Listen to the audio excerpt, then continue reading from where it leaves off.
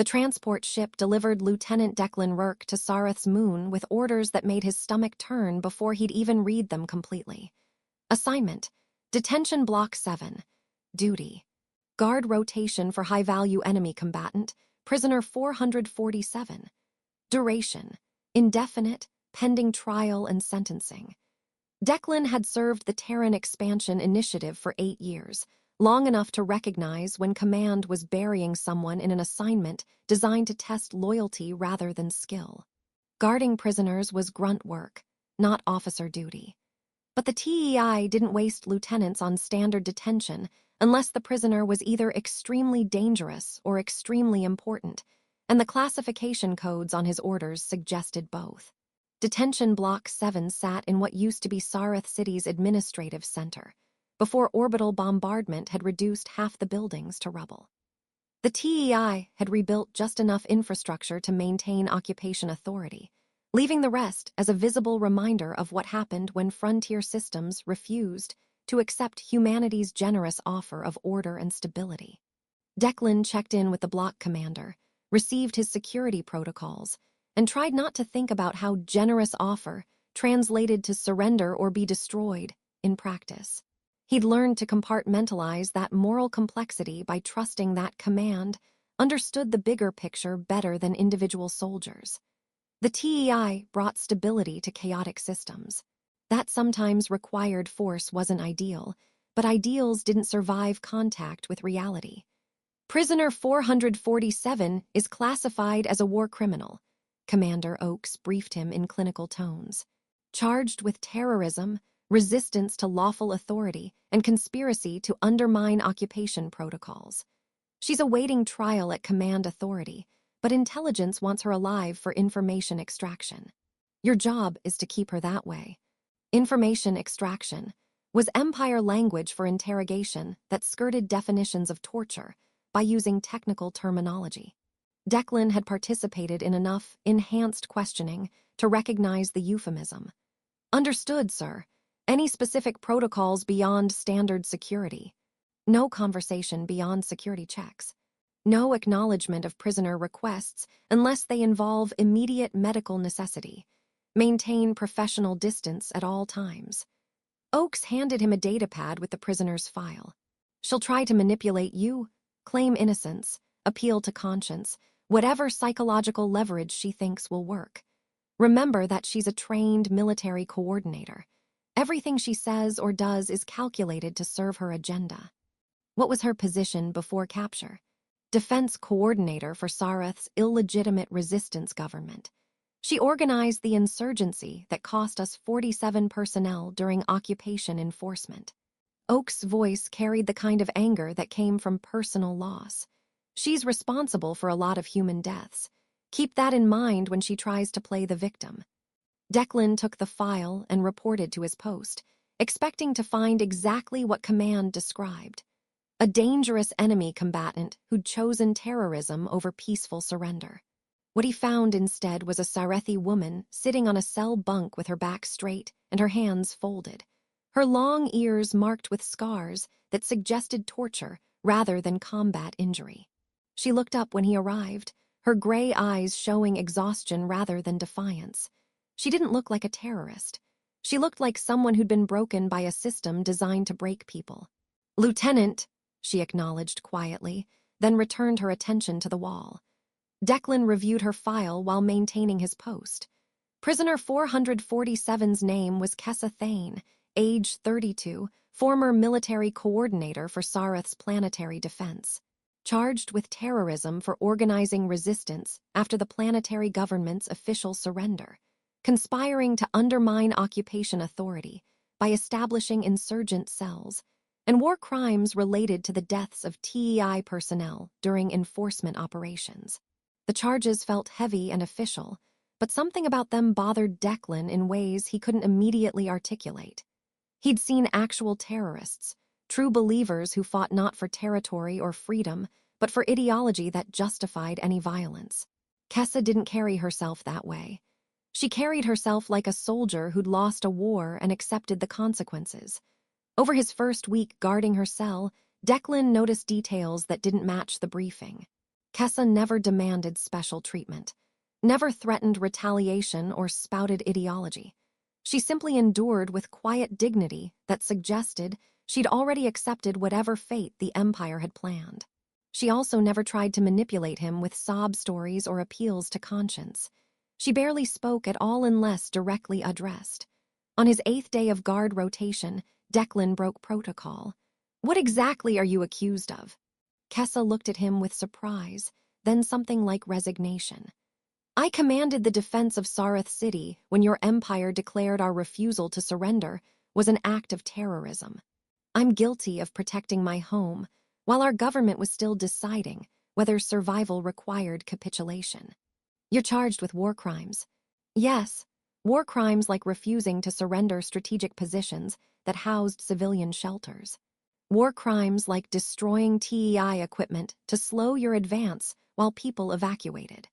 War crimes like organizing continued resistance after our government officially capitulated to save what was left of our population." Her voice was steady, matter-of-fact. In Empire terminology, protecting civilians from invasion is terrorism if those civilians refuse to accept conquest as liberation. Declan felt something cold settle in his stomach. "You're saying the charges are false." "I'm saying the charges are accurate by the definitions your empire uses. I did refuse lawful authority, because that authority claimed jurisdiction over a planet that never requested it. I did organize resistance, because the alternative was accepting conquest without defense. I'm guilty of everything they've charged me with. I'm just not guilty of the crimes those charges are meant to represent." She turned away, clearly not expecting him to believe her or care. "But that's the prisoner's perspective. You'll have to decide for yourself whether war criminals are defined by their actions or by which side wins." Declan returned to his post with her words echoing uncomfortably. He'd served the TEI for 8 years believing in humanity's mission to bring order to frontier chaos. But Kessa's version of events, if true, suggested a very different story than Command had told him, and increasingly he suspected she might be telling the truth. Declan spent his off-duty hours doing something that could get him court-martialed, accessing classified files about Sareth's invasion that his security clearance technically allowed, but his assignment definitely didn't justify.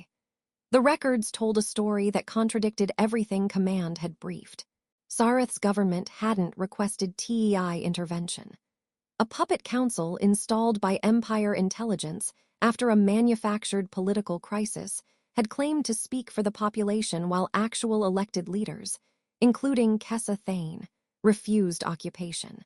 The TEI had invaded based on an invitation from representatives with no legitimate authority, then classified anyone who resisted as terrorists. Kessa's war crimes included refusing to surrender the administrative complex that housed evacuation shelters until civilians had been transported to safety zones. Result: 230 civilians survived, 8 TEI personnel killed during assault. Destroying a munitions depot to prevent its capture, causing a chain reaction that damaged TEI equipment. Result: delayed Empire advance by 3 days, 12 TEI personnel injured. Organizing continued resistance after the puppet government surrendered, extending the conflict by 2 weeks. Result: allowed 3,000 additional civilians to evacuate before Empire lockdown. 27 TEI personnel killed in skirmishes. Every charge translated to. She prioritized Sarethi lives over Empire objectives. Every crime was actually successful defense coordination that cost the TEI personnel and time. The invasion itself was built on fabricated consent from a government with no legitimate authority. Kessa's real crime was being too visible and too competent for the Empire to let her live as a symbol of legitimate resistance. Declan sat in his quarters staring at classified files that made him complicit in something that looked increasingly like judicial murder disguised as justice. He'd spent 8 years trusting that Command understood complexity he couldn't see. Now he understood that what he'd been told was complexity was actually just lies with better documentation. The next time he stood guard at Kessa's cell, he asked the question that had been eating at him. Why didn't you try to explain this to your guards? Tell us what actually happened." Kessa looked at him with exhaustion that went beyond physical fatigue. "Would you have believed me? Or would you have assumed the prisoner was lying to gain sympathy, exactly like your commander warned you I would?" She was right. 2 weeks ago, he would have dismissed anything she said as manipulation. But now, having seen evidence that contradicted Command's narrative, he couldn't unknow what he'd learned. "The charges are manufactured," he said quietly. "The charges are accurate by the definitions your empire uses to justify conquest." Kessa leaned against the cell wall. "I did everything they say I did. I just don't accept that defending my home against invasion is terrorism because the invaders filed the right paperwork first. You're going to be executed for it." "I know." She met his eyes. "I've known since they captured me. The trial is theater. The verdict was decided before I was even charged. Your empire needs to eliminate anyone who might become a symbol of resistance. Public execution will demoralize anyone thinking about continuing the fight." "That's not justice." "No, but it's effective strategy." Her voice carried bitter acceptance. "I made peace with this outcome when your soldiers pulled me from the command bunker. I just hoped I'd bought enough time for my people to escape before your empire finished implementing order and stability." Declan returned to his post while his worldview continued fracturing. He'd served the TEI believing in bringing civilization to frontier chaos. But Sareth wasn't chaos. It was a functioning society that refused to surrender autonomy to human empire building. And the TEI's response was to manufacture justification for conquest, then execute anyone competent enough to organize resistance. He was guarding someone whose only crime was courage under impossible circumstances. And in 72 hours, he was supposed to help deliver her to execution. The realization that he might refuse that order terrified him more than any combat situation ever had. The execution order arrived with bureaucratic efficiency. Prisoner 447 would be transferred to command authority for trial and sentencing. Everyone involved understood trial and sentencing meant public execution designed to crush any remaining resistance spirit. Declan was assigned to the transfer detail, expected to deliver Kessa to the transport that would take her to die for defending her home. He had 72 hours to decide who he was. He started asking questions that made Commander Oakes visibly uncomfortable. Questions about why Kessa's trial was scheduled so quickly when standard protocol allowed months of legal review. Questions about why defense coordination during invasion suddenly counted as terrorism when the TEI trained soldiers in identical tactics. Questions about why the Empire needed to execute someone whose government had already surrendered. The answers he received were variations on orders are orders, and the bigger picture requires difficult choices. Nobody would admit that Kessa's execution was political theater, but everyone knew that's exactly what it was. Oakes finally pulled him aside with barely concealed frustration. "You're questioning policy above your clearance level, Lieutenant. That's a good way to end your career or end up sharing a cell with the prisoner you're supposed to be guarding. I'm trying to understand why we're executing someone for crimes that look a lot like doing her job. Because her job was opposing lawful authority. Because the bigger picture requires establishing that resistance to the TEI has consequences. Because maintaining order across dozens of frontier systems means sometimes making examples that prevent larger conflicts." Oak's voice hardened. "And because those decisions are made by command, not by junior officers who read classified files they shouldn't be accessing." So they knew he'd been digging, which meant his time to decide was running out faster than he'd thought. That night, Declan visited Kessa's cell and told her everything, about the execution order, about what he'd learned regarding manufactured consent and fabricated charges, about the choice he was facing. Her response surprised him. "Don't throw away your life for mine. The Empire won't forgive defiance, and I'm not worth the cost. You're worth more than the Empire's definition of order. I'm one person. The system will replace me and continue exactly as before. Your sacrifice won't change anything." "Maybe not, but I'll know I didn't participate in judicial murder disguised as justice." Declan met her eyes. I spent 8 years believing I was serving something righteous. Finding out I've been serving something that manufactures justification for conquest and executes anyone brave enough to resist, I can't unknow that. And I can't keep pretending following orders matters more than doing what's right. Conscience is expensive in Empire service. I'm starting to understand that. He leaned against the wall outside her cell. Tell me about Sareth before we arrived. Before the TEI decided your planet needed our version of stability. Kessa was quiet for a moment, then began speaking. She described a world with functional government, active trade relationships, and social complexity that didn't require Empire intervention. She described the puppet government the TEI installed, corrupt administrators who sold out their own people for promises of power and wealth. She described the choice her actual government faced: surrender without resistance and preserve some autonomy, or fight and risk total destruction. We chose to fight because we believed survival without freedom wasn't survival worth having, she said quietly. Maybe we were wrong. Maybe pragmatic surrender would have saved more lives. But we made the choice free people make when faced with conquest. We defended ourselves. That's not terrorism. In Empire terminology, it is. Because the alternative would be admitting that the TEI conquers rather than liberates, which would undermine the entire moral framework your expansion operates on.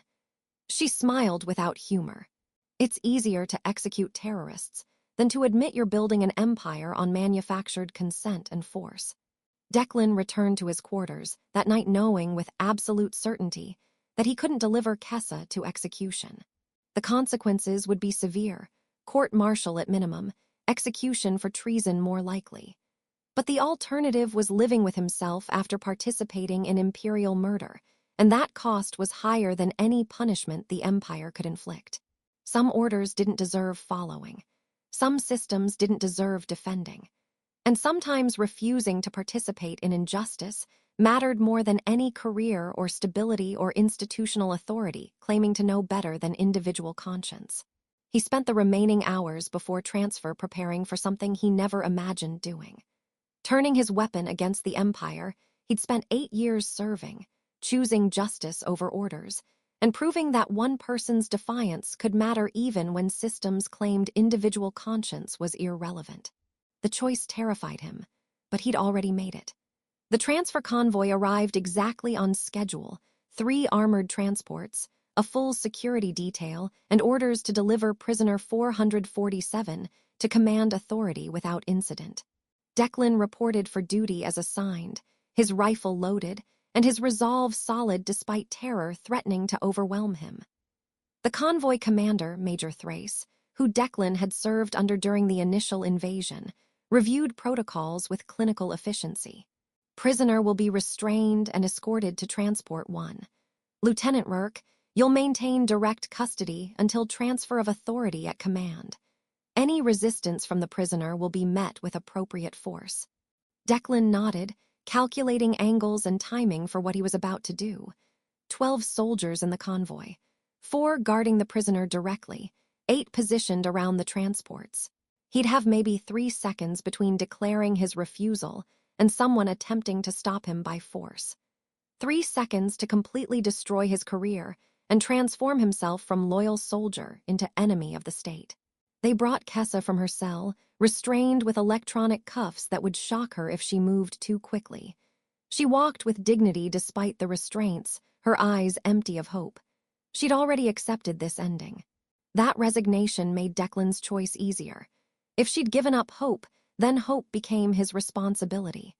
The convoy began loading, soldiers moving with practiced efficiency, treating Kessa like cargo rather than a person. Declan moved with them, maintaining his position beside the prisoner, his hand on his rifle. Major Thrace opened the transport door. Load the prisoner. Declan turned his rifle toward the major instead of away from him. No. The moment froze. 12 soldiers stopped mid-motion, staring in disbelief at one of their own pointing a weapon at a superior officer. Lieutenant, stand down. Thrace's voice carried more confusion than anger.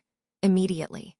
Prisoner 447's charges are manufactured. The evidence supporting them is based on fabricated consent from an illegitimate government.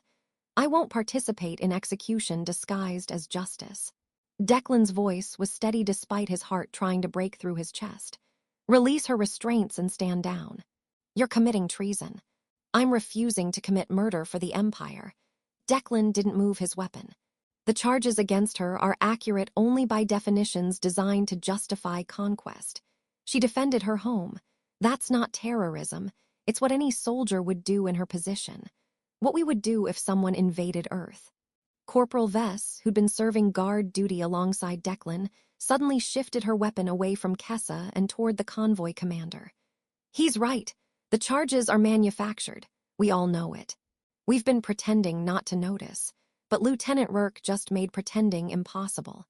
Her defection broke the paralysis. 2 more guards shifted their positions, suddenly uncertain which orders deserved following. Major Thrace realized his authority was fracturing. "All personnel, secure the traitors and the prisoner." Declan moved before Thrace finished the order, pulling Kessa toward the detention block's emergency exit, while Vess and the other defecting guards provided cover. Weapons fire erupted behind them, soldiers shooting at soldiers, the Empire's authority fracturing when faced with clear injustice that couldn't be ignored anymore. They escaped into Sareth City's ruins, Empire security forces mobilizing behind them. Declan had just declared war against the power he'd spent 8 years serving. But he'd also done something more important. He'd proven that the Empire's authority depended entirely on people continuing to obey. And some people, faced with clear injustice, would choose defiance instead. Kessa led them through resistance networks she'd built before capture, bringing them to safe houses that still operated despite Empire occupation. Word of Declan's defection spread through both resistance cells and occupation forces. A human lieutenant choosing justice over orders, proving that the Empire wasn't invincible and its soldiers weren't mindless. More soldiers began questioning their orders. Civilians who'd accepted Empire rule as inevitable saw proof that their oppressors could be defied. Resistance cells that were losing hope gained both strategic knowledge, Declan knew occupation protocols and security weaknesses, and renewed belief that change was possible. The Empire branded him a traitor. Command circulated footage of his defiance with commentary about how terrorist prisoner Kessa Thane had corrupted a loyal soldier through manipulation and lies. But soldiers who witnessed the confrontation knew the truth. Declan